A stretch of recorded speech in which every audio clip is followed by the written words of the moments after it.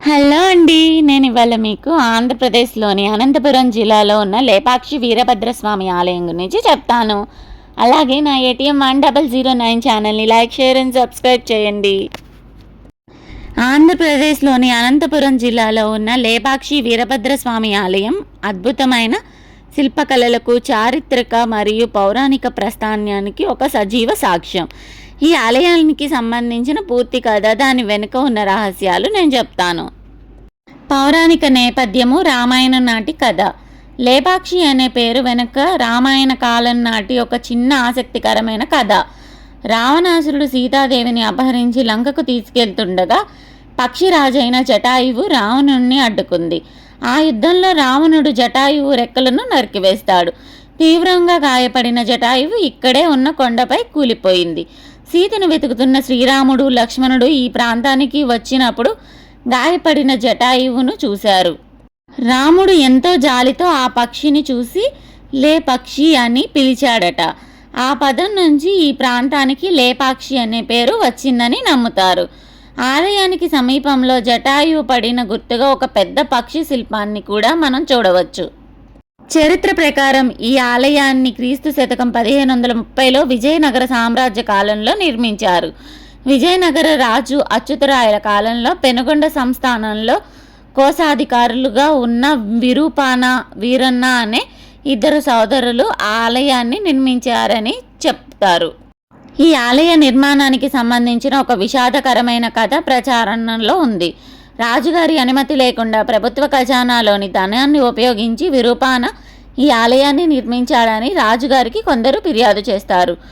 ఆగ్రహించిన రాజు విరూపాన కళ్ళు తీసేయమని శిక్ష విధిస్తాడు.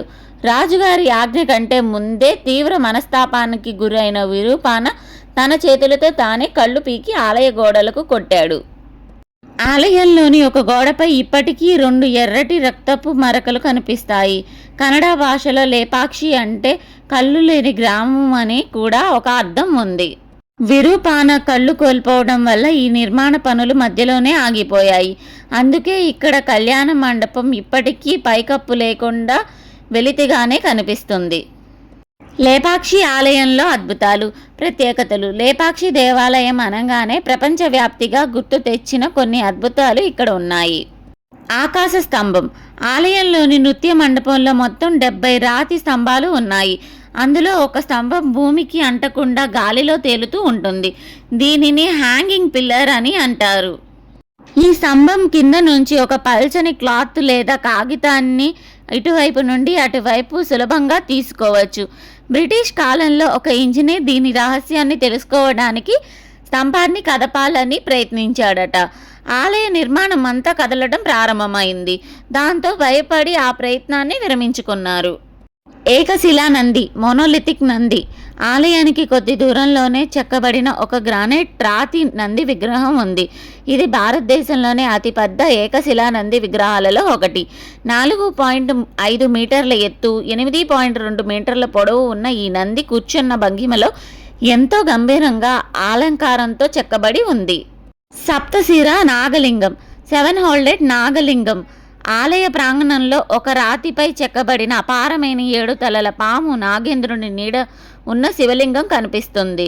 శిల్పులు తమ భోజనం విరామం సమయంలో కేవలం కొద్ది గంటల్లో ఈ అద్భుతమైన శిల్పాన్ని చెక్కారని చెబుతారు. సీతమ్మ వారి పాదం, ఫుట్ ప్రింట్ ఆఫ్ సీత. ఆలయ ఆవరణలో రాతి నేలపై ఒక పెద్ద పాదముద్ర కనిపిస్తుంది. ఇది త్రేతాయుగంలో సీతాదేవి ఇక్కడ నడిచినప్పుడు పడిన పాదముద్రగా భక్తులు నమ్ముతారు. ఈ పాదముద్రలో ఎల్లప్పుడూ ఎక్కడ నుంచో నీరు ఊరుతూనే ఉండటం ఇక్కడి విశేషం. లేపాక్షి ఆలయం కేవలం ఒక పుణ్యక్షేత్రం మాత్రమే కాదు, నాటి శిల్పులు, ఇంజనీర్ల నైపుణ్యానికి, విజయనగర సంస్కృతానికి అద్దం పట్టే అద్భుత కళాకాండం. లేపాక్షి ఆలయంలో కొలువైన శ్రీ వీరభద్ర స్వామి జననం, ఆయన అవతార విశేషాల వెనుక శివపురాణంలో ఒక అత్యంత శక్తివంతమైన భావోద్వికభరితమైన కథ ఉంది. ఆ కథే దక్షయజ్ఞం. సతీదేవి వివాహం, దక్షుని అహంకారం. బ్రహ్మదేవుని కుమారుడైన దక్ష ప్రజాపతి కుమార్తె సతీదేవి. ఆమె చిన్నతనం నుంచి పరమశివుడిని ఆరాధించేది. ఆయననే భర్తగా పొందుతుంది. అయితే శ్మశానవాసి దిగంబరుడు ఒంటి నిండా బూడిద పూసుకునే శివుడంటే దక్షునికి మొదటి నుంచి అస్సలు ఇష్టం ఉండేది కాదు. తన కుమార్తెను ఒక భిక్షుకునుడికి ఇచ్చి పెళ్లి చేశాననే అహంకారం, కోపం దక్షుని మనసులో బలంగా నాటిపోతుంది. దక్ష యజ్ఞం, సతీదేవి అవమానం. ఒకరోజు దక్షుడు ఒక మహాయజ్ఞాన్ని తలపెట్టాడు.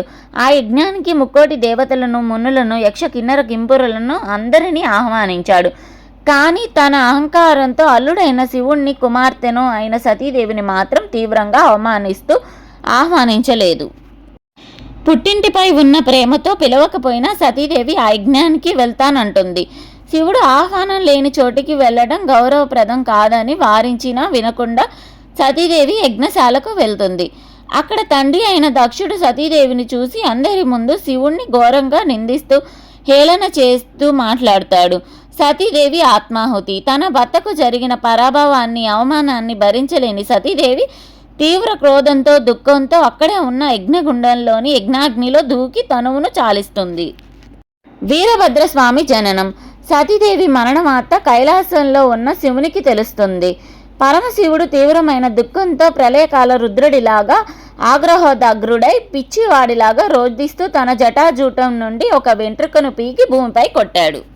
ఆ క్షణంలో ఆ జట నుండి కోటి సూర్యుల ప్రకాశంతో 1000 చేతులతో, చేతుల్లో భయంకరమైన ఆయుధాలతో, తలపై పుర్రెల దండతో మహారుద్ర రూపంలో ఉద్భవించిన వాడే శ్రీ వీరభద్ర స్వామి. శివుణ్ణి క్రోధం నుండి అమ్మవారి భద్రకాళిగా అవతరించింది. దక్షయజ్ఞ ధ్వంసం, దక్షుని సంహారం. ఉద్భవించిన వీరభద్రుడు శివునికి నమస్కరించి, స్వామి నాకేమి ఆజ్ఞ అని అడిగాడు. శివుడు వెళ్ళి దక్షుడు యజ్ఞాన్ని ధ్వంసం చేసి ఆ అహంకారాన్ని అంతమొందించు అని ఆజ్ఞాపించాడు. వీరభద్రుడు తన ప్రధాన గణాలతో కలిసి సింహాలలా యజ్ఞశాలపై దాడి చేసి యజ్ఞకుండలాలను బద్దలు కొట్టాడు. అడ్డు వచ్చిన దేవతలను, మునులను చెల్లాచెదురు చేశాడు. సూర్యుని పండ్లు రాలగొట్టాడు. అగ్నిదేవుని చేతులు నరికేశాడు. చివరకు భయంతో వణుకుతున్న దక్ష ప్రజాపతిని పట్టుకొని అతని తలను నరికేసి యజ్ఞగుండంలో పడేశాడు. శాంతించిన శివుడు దక్షునికి పునర్జన్మ. దక్షుని సంహారం తర్వాత కూడా వీరభద్రుని క్రోధం చల్లారలేదు. విశ్వమంతా ప్రళయం వచ్చేలా ప్రవర్తించడంతో బ్రహ్మదేవుడు, విష్ణుమూర్తి కైలాసానికి వెళ్ళి శివుణ్ణి ప్రార్థించారు. శివుడు యజ్ఞశాలకు వచ్చి వీరభద్రుని శాంతింపజేశాడు. అనంతరం దక్షుడి తల యజ్ఞగుండంలో కాలిపోవడంతో అక్కడ ఉన్న ఒక మేక తలను తెచ్చి దక్షుడి మొండానికి అమర్చి అతనికి పునర్జన్మ ప్రసాదించారు. మేక తలతో బతికిన దక్షుడు తన తప్పును తెలుసుకొని అహంకారం వీడి శివునికి క్షమాపణ వేడుకుంటాడు. ఆధ్యాత్మికత అంతరార్థం. ఈ కథలోని ఒక గొప్ప ఆధ్యాత్మికత సందేశం ఉంది. ఇక్కడ దక్షుడు అంటే మనిషిలోని అహంకారం, వీరభద్రుడు అంటే అహంకారాన్ని దహింపజేసే జ్ఞానాగ్ని. మనుషులు తనలోని అహంకారాన్ని చంపేసుకున్నప్పుడే దైవత్వాన్ని చేరుకోగలరని ఈ కథ మనకు బోధిస్తుంది. లేపాక్షిలోని కొలువైన వీరభద్రస్వామి ఆ రౌద్ర రూపాన్ని వీడి భక్తులను కాపాడే శాంతమూర్తిగా, రక్షకుడిగా దర్శనమిస్తాడు. ఇదేనండి నాకు తెలిసిన లేపాక్షి వీరభద్రస్వామి కథ. ఈ కథ మీకు నచ్చితే నా ATM 1009 ఛానల్ని లైక్, షేర్ అండ్ సబ్స్క్రైబ్ చేయండి. ఏమైనా తప్పులు చెప్తే క్షమించండి.